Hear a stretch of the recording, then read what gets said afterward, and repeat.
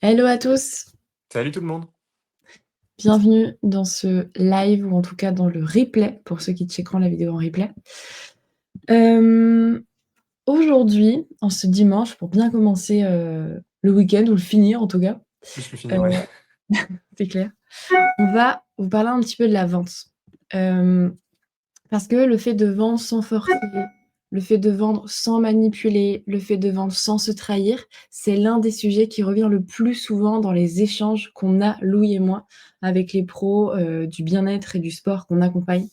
Où souvent il y a ce truc où on va nous dire: «Je suis pas à l'aise avec la vente, je veux pas déranger, je vais pas parler trop de mes offres, j'ai peur de forcer» et cetera et c'est juste terrible parce que tu peux être excellent dans ton travail, tu peux avoir les capacités d'apporter une vraie transformation à tes clients. Si tu bloques dès qu'il s'agit de vendre et ben, tes compétences, tu vas pas pouvoir en faire grand chose parce que sans vente, pas d'activité qui tourne et tu peux avoir fait les meilleures formations du monde et avoir des immenses compétences et avoir les capacités de changer le monde. Si tu sais pas te vendre et ben, tu changes rien du tout et le problème derrière tout ça, la majorité du temps, c'est pas la vente en elle-même, c'est votre posture dans la vente. Donc aujourd'hui, si vous accompagnez des humains et que vous vous dites souvent que: «Ah la vente c'est pas fait pour moi, je suis pas à l'aise» et cetera, c'est parce que juste on vous a pas montré comment vendre correctement d'une manière qui vous ressemble parce que la vente c'est pas des, stratégies et cetera. Même si oui, il y a des stratégies un peu plus pertinentes que d'autres, mais la vente c'est avant tout une question de posture. Et c'est justement pour ça qu'on se retrouve aujourd'hui. Donc dans ce live-là, on va voir comment vendre sans forcer, en respectant vos valeurs et en y prenant même du plaisir. D'ailleurs, c'est un truc qui revient dans les personnes qu'on accompagne où, à la fin de l'accompagnement, souvent elles nous disent: «Ah bah vendre, c'est trop bien, j'y prends du plaisir, je vois ça comme un jeu et tout», alors qu'au début de l'accompagnement, elles étaient vraiment là à nous dire que la vente, c'était un peu dur. On va voir aussi comment relancer, vos prospects sans paraître lourd. Quand une personne, je dois la relancer au bout de quelques jours, comment je le fais pour pas avoir, l'impression que j'insiste, en fait. Et puis on va vous parler d'un super outil et qui va vous permettre de doubler vos ventes. Mais pour ceux qui ont suivi l'accélérateur jusque-là, on en a déjà un petit peu parlé. Hem, donc voilà un petit peu pour ce live, ce qu'on va faire ici aujourd'hui. Déjà, si pour vous vendre, c'est forcément manipuler, insister et cetera, c'est normal que vous bloquez. C'est normal que dans la vente, il y ait toujours un moment où c'est dur et cetera et comme je l'ai dit, dans ce live-là, on va pas vous donner un script, des techniques de closing, des techniques de questionnement parce que oui, d'accord, il y a des questions plus pertinentes à poser que d'autres. Il faut privilégier les questions ouvertes à certains moments, les questions fermées à d'autres et cetera. Mais ce qui fait que vous allez vendre sans forcer, c'est le fait d'incarner vraiment une posture de leadership et pas une posture de «je manque», en fait. Parce que vendre sans forcer, vendre de manière fluide, c'est pas une technique, c'est une conséquence et il faut bien comprendre que la vente, c'est pas, convaincre quelqu'un qu'on n'a pas vraiment besoin. C'est pas: «J'ai un entretien de vente en présentiel ou, en ligne», mais c'est pas: «J'ai un entretien de vente et il faut que je vende, c'est le but de l'entretien». Un entretien de vente, c'est pas enfin la vente, c'est pas, parler plus fort que l'autre, c'est pas être forcément bon en marketing. La vente, c'est de la clarification, de la mise en lumière, une prise de responsabilité, un choix éclairé et le fait de s'intéresser littéralement à l'autre. Et pour que la vente, elle soit fluide, vous avez 2 gros piliers à respecter. Le premier pilier, c'est plus un outil, mais je vais pas y passer 1000 ans, on en a déjà parlé avec Louis. C'est vraiment le fait d'écouter. Un bon vendeur, vraiment, il ne parle que très peu, il se contente d'écouter.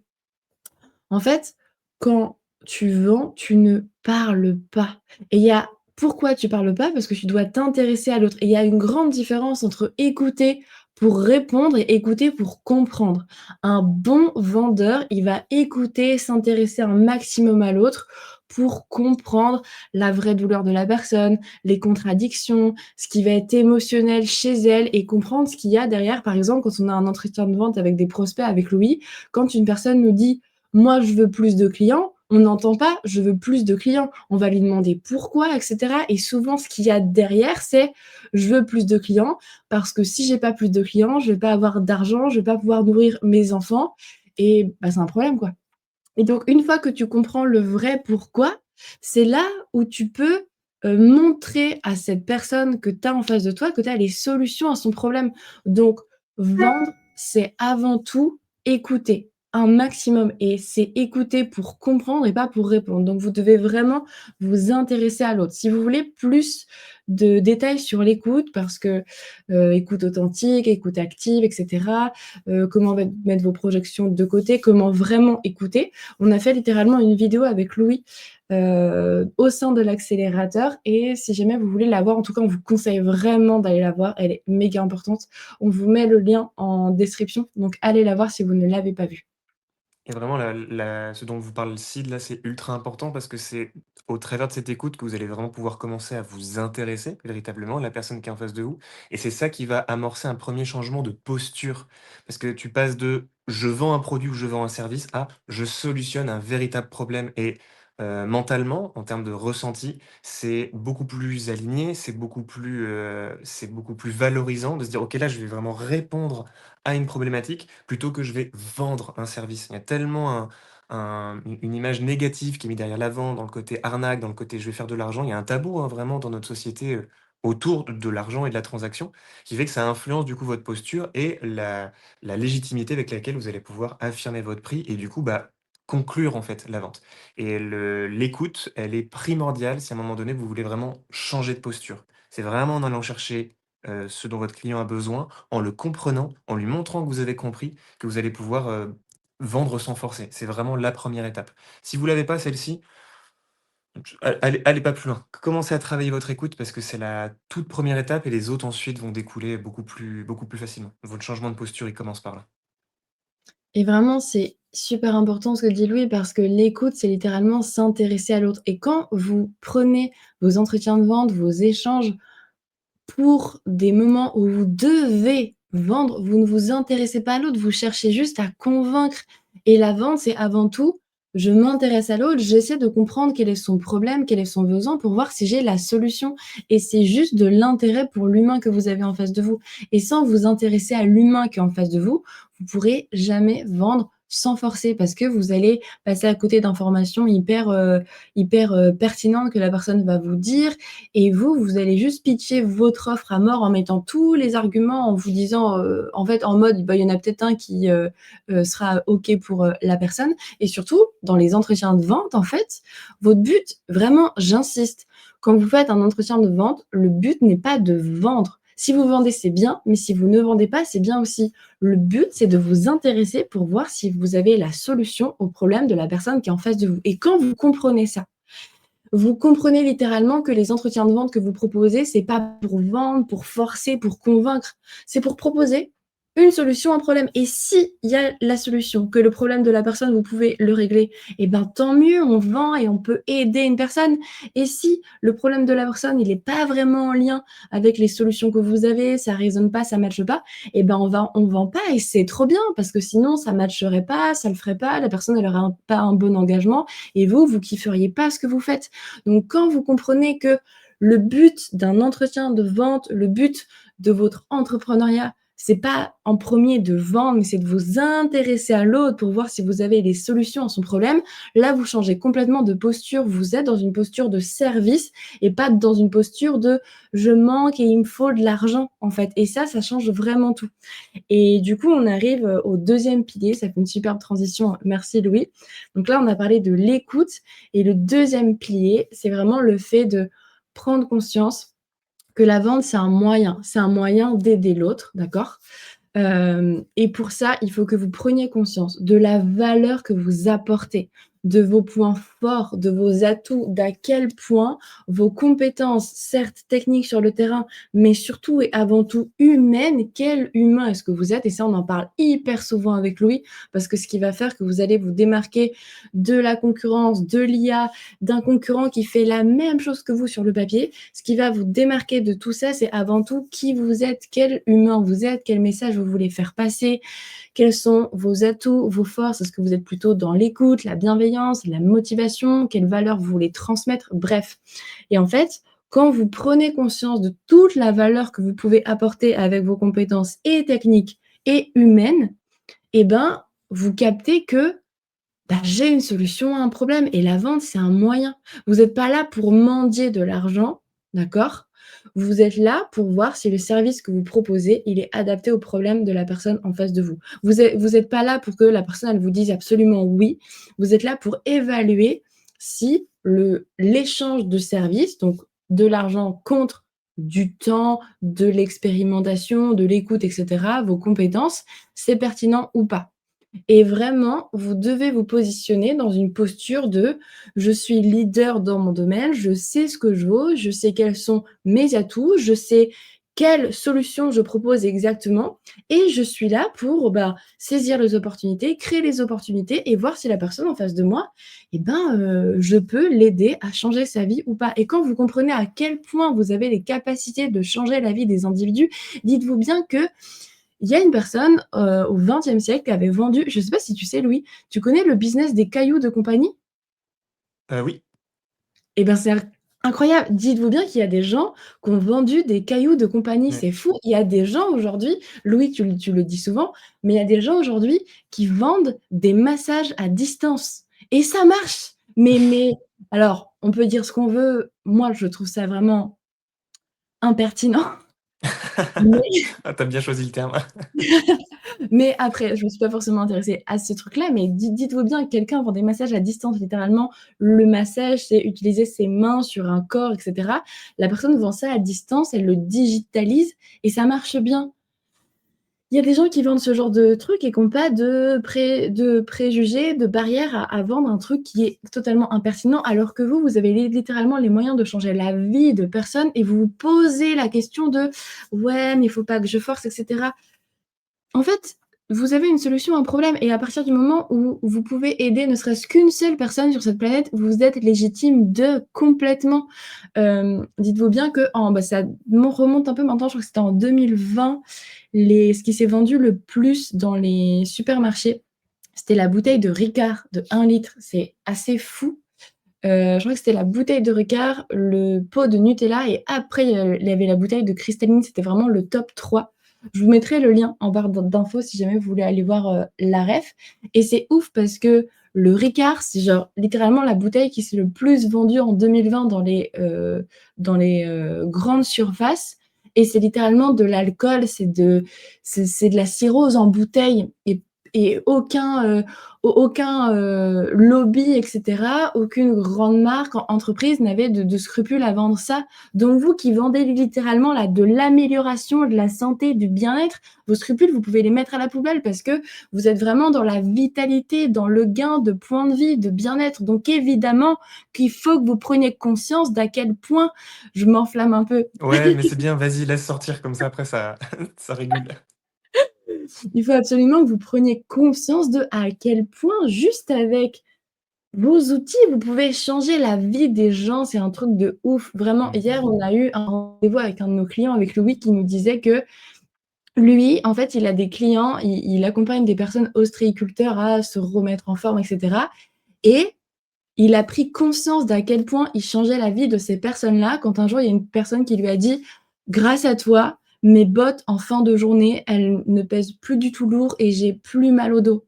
Parce que la personne arrive à supporter le poids de ses bottes et elle a plus mal au dos et elle peut, ben, vivre un peu la vie qu'elle veut avec ses petits-enfants et cetera et quand il nous a dit ça, on était en mode: «Waouh, mais c'est un truc de ouf». Donc vous accompagnez pas juste les gens à se remettre en forme, à perdre du poids, à améliorer leur douleur de dos, vous les accompagnez à mieux vivre et c'est quand vous êtes dans l'écoute complète, comme on l'a dit au début, que vous pouvez comprendre ce qui se cache derrière le je perds du poids, je vais améliorer ma performance, etc. Et vous avez besoin de cette écoute pour prendre conscience d'à quel point vous apportez une solution à un problème et vous êtes légitime. Et quand vous Mmh. prenez conscience de ça, vous passez d'une posture de je mendie de l'argent parce que j'ai besoin, à une posture de: «OK, je suis leader dans mon domaine et je viens te proposer mes services pour voir si en fait, j'ai la solution vraiment à ton problème» et quand vous prenez conscience que la vente, c'est une conséquence et que c'est pas un combat et ben là, il y a tout qui change donc vraiment, c'est hyper important. Mmh. Et c'est vraiment pour ça, hein, que l'acquisition de cette posture, elle est complexe. C'est parce qu'elle est vraiment décorrélée, c'est-à-dire qu'elle n'a vraiment rien à voir avec, vos compétences initiales. Sinon, il y aurait pas de gens aussi peu compétents qui arriveraient bien à vendre. C'est vraiment le sentiment que vous avez vous de pouvoir être utile, il est lié à vous-même. Il est lié à la manière dont vous observez, donc vous êtes capable de reconnaître quelles sont vos qualités, quelles sont vos forces et quelles sont vos compétences. Et une fois que vous êtes convaincu, à ce moment-là, vous allez pouvoir convaincre des clients. Et à ce moment-là, vous allez pouvoir avoir cette fameuse posture, en fait, qui se travaille, tous les jours. Et c'est difficile à comprendre, particulièrement pour des professionnels, bah, compétents, qui se forment beaucoup, comme vous, très probablement. Parce qu'il y a vraiment cette croyance que ça va venir tout seul avec le temps, que ça va venir avec encore plus de compétences. Et il y a beaucoup de professionnels qu'on a accompagnés qui ont, je peux pas dire vraiment perdu, mais un peu quand même, perdu un peu de temps à se dire que, bah, ça allait venir, ça allait se fluidifier tout seul, alors que c'est un travail très actif que vous devez faire avant tout sur vous-même. Et c'est pour ça que l'acquisition de cette compétence, elle est complexe parce qu'elle nécessite, encore une fois, et vous devez commencer à le comprendre si vous suivez l'accélérateur depuis le début du mois, que bah, ça commence par vous. Ça commence parce que vous êtes capable de regarder au fond de vous-même que vous êtes quelqu'un de bien, que vous avez des compétences et que vous avez quelque chose à apporter au monde. Et l'envolée lyrique, émotionnelle de Sid quand elle parlait de Ricard en disant mais purée, vous vendez de la santé, allez-y. Et ben, c'est ça en fait, ça vient de là, ça vient vraiment de cette conviction profonde que vous êtes utile, que vous apportez quelque chose et que vous êtes pas du coup en train d'arnaquer votre client. Et s'il y a effectivement, des enseignes qui arrivent à vendre, de l'alcool, voire même de la mort en bouteille en disant: «OK, bah, ça me pose aucun problème», et qui arrivent à faire de l'argent avec ça, j'ai envie de dire: «Pourquoi pas vous?» Et même c'est peut-être une mission dont il faut vous investir aussi. Pas forcément pour, contrecarrer les lobbies de l'alcool, mais pour vous dire que vous avez vraiment une pierre à ajouter à l'édifice de la santé et c'est trop dommage de passer à côté parce que vous avez la sensation que vente, pérennité, ça va pas avec humain et santé. Et c'est vraiment 2 concepts qu'il faut pouvoir, rallier et ça se rallie, bah, en vous, quoi. Et je répéterai pas ce que Sid a dit parce que c'était très pertinent, mais ça commence par vous. Il faut regarder vos qualités, il faut vous convaincre de ça avant d'essayer de convaincre, vos clients. Faire de votre mieux, ça suffit pas. Il faut savoir que quand vous faites de votre mieux, ça sauve des vies et dès lors que vous avez ça en tête, bah, vous passez juste de: «Je vends un produit» à «J'aide quelqu'un» et aider quelqu'un, bah, c'est hyper vertueux, ça fait du bien à tout le monde. Pourquoi ça ferait pas de bien aussi à votre porte-monnaie? Et c'est quand vous comprenez que la vente, c'est une conséquence et pas un combat que du coup, vous commencez à créer des opportunités et vous voyez plus les entretiens de vente comme un truc, horrible qui vous met en stress, où il faut absolument que vous vendiez. Ça vous permet aussi de relancer, les personnes qui vous ont pas forcément donné de réponse parce que vous vous placez dans une posture de service, de leader, de conseil et pas vous vibrez pas un truc de: «Je manque et il me faut de l'argent» et cetera, parce que vous êtes dans une posture où vous vous intéressez pleinement à l'autre. Donc vraiment, il faut vraiment que vous preniez conscience de tout ça, parce que tout se joue en vous en premier. La vente, c'est vraiment une conséquence, c'est un moyen et comme l'a dit très bien Louis, c'est un petit tips que je donne souvent.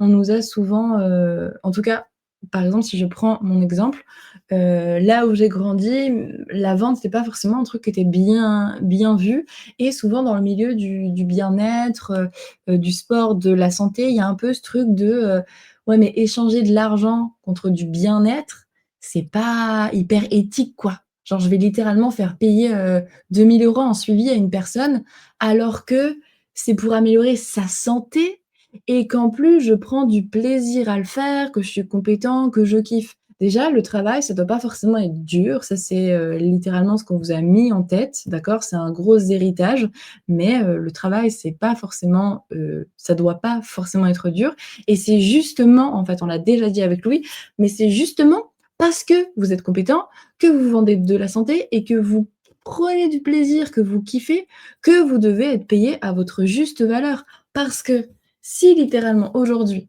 vous n'êtes pas payé à votre juste valeur, eh ben, vous pouvez pas aider les personnes que vous avez en face de vous. Comme je l'ai dit au début, sans vente, pas d'activité qui tourne, donc les compétences que vous avez, vous pouvez rien en faire et sans vente qui vous rapporte suffisamment d'argent pour bien vivre, c'est pareil. Au bout d'un moment, soit vous allez vous transformer en mode usine ou vos suivis premium, si vous vendez du premium par exemple, ou vos suivis premium, vous allez les enchaîner vraiment en mode usine, ta ta ta ta et vous allez plus être aussi efficace dedans, soit vous allez devoir trouver un autre job à côté parce qu'en fait, vivre uniquement de ces suivis que vous, sous-tarifez, vous allez pas pouvoir en vivre bien longtemps et moi, je suis vraiment passée par là où à un moment donné, dans mon activité de coach en, réhab, je vendais vraiment des suivis genre, littéralement 100 € par mois et à un moment donné, je me suis dit: «Mais meuf, en fait, si tu veux gagner, allez, 1 500 € par mois» et encore quand je dis gagner, c'est pas complètement dans ma poche parce qu'il y a les frais, il y avait l'URSSAF, les déplacements pour les clients donc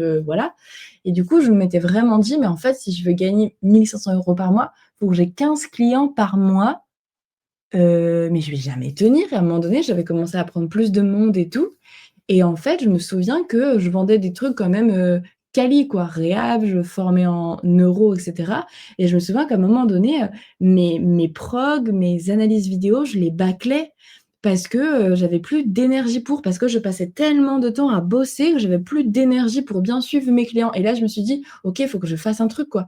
Soit je crée une offre qui se vend un peu seule, mais du coup, je renonce à ce que j'aime, faire du 1-1, du premium et tout, soit j'augmente mes prix» et j'ai augmenté mes tarifs. C'est comme ça que j'ai pris conscience que, bah, c'est justement parce que je suis passionnée, que je dois bien gagner ma vie et si, du coup, quand j'ai augmenté mes prix, parfois, si je devais prendre 3 heures pour analyser un cas client, je pouvais le faire parce que j'avais les moyens et les moyens, c'est le temps, l'énergie et l'argent et c'est l'argent qui te permet d'avoir le temps et l'énergie. Si tu as pas d'argent, tu vas être en mode, j'ai pas de temps parce que je prends un max de monde et cetera et tu vas perdre ton énergie. Dans le perso, ça va être compliqué parce que le taf, tu vas toujours l'avoir en tête, donc tu vas pas te ressourcer et tu seras pas efficace. Donc littéralement, l'argent, c'est un moyen et c'est parce que vous êtes compétent, que vous gagnez bien votre vie, que vous êtes, que vous kiffez ce que vous faites, que vous devez bien gagner votre vie. Donc littéralement, la vente, c'est un moyen d'aider vos clients à fond.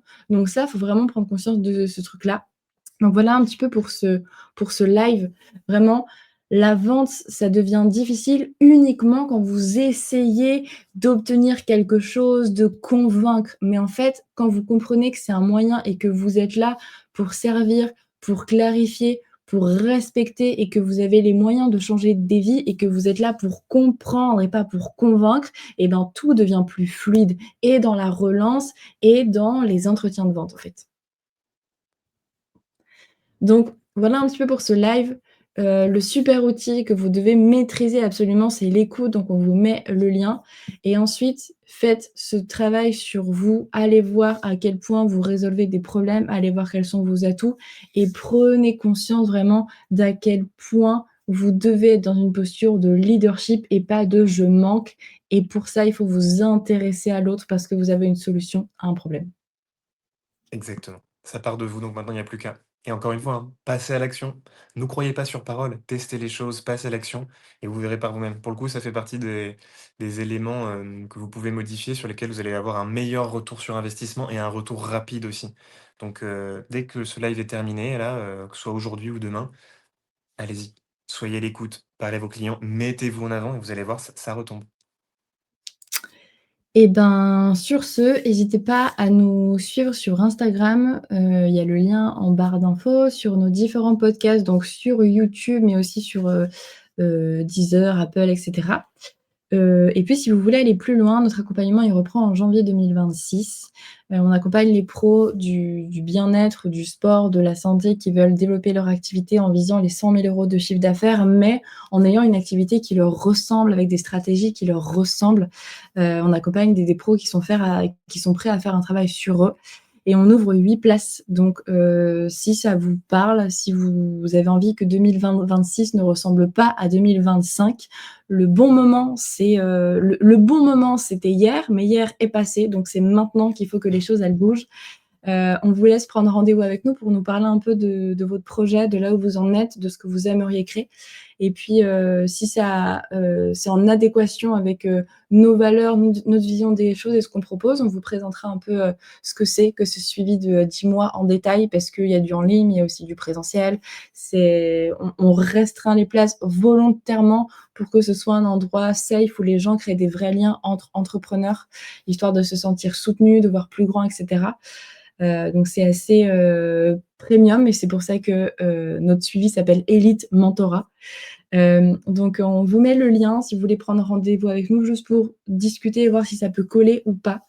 C'est entre vos mains, c'est à vous de prendre cette, décision de: «Est-ce que je reste dans ma situation ou est-ce que je veux vraiment que les choses elles changent et j'en ai marre?» Donc on pourra éclairer ça ensemble et en attendant et ben, on vous dit à demain 20h pour le prochain live de l'accélérateur. Bonne fin de dimanche à toutes et tous. Salut! Salut.